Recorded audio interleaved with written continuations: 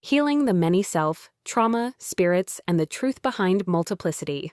When Fragmentation, Possession, and Protection Wear the Same Face by Laing Z. Matthews. Part of The Healing Handbooks. Simple Spiritual Remedies for Modern Disease, 23 books.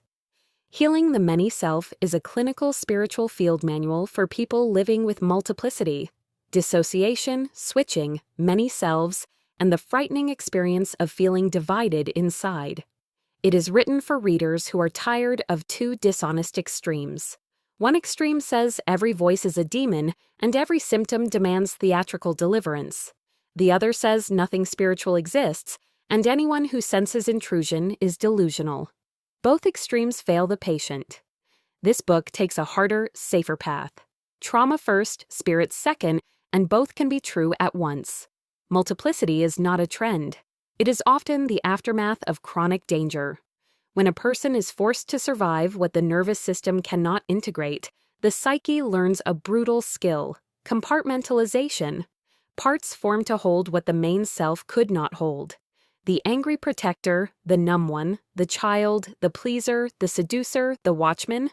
These are not monsters. They are survival roles. The first task of healing is not exorcism. It is stabilization, governance, and dignity. At the same time, this book does not pretend the spiritual layer is impossible. In rare cases, when the field is open through terror, betrayal, substance use, or reckless occult dabbling, something foreign can attach itself to the system's cracks. This book teaches discernment without paranoia, how to tell protective parts from intrusive presences, thought forms from ancestral echoes, and fear-based fantasies from real danger. It teaches how predatory influences operate too: contempt for life, pleasure and chaos, pressure toward self-harm, isolation from clinicians and family, and the demand for secrecy. The methods here are deliberately low-risk and grounded.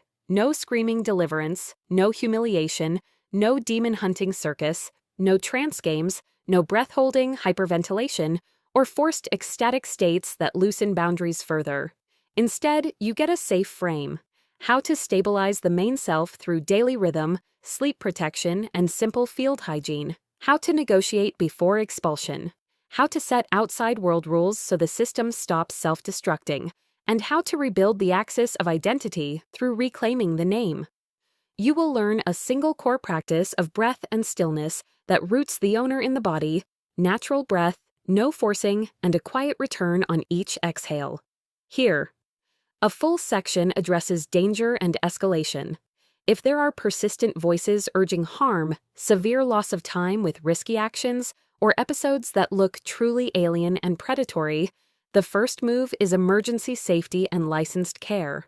Only after stabilization should spiritual specialists ever be considered, and only seasoned, ethical ones. This book warns explicitly against internet magicians selling instant deliverance for a fee, and against any method that relies on fear, domination, or humiliation. Healing the Many Self is fiercely protective of the patient.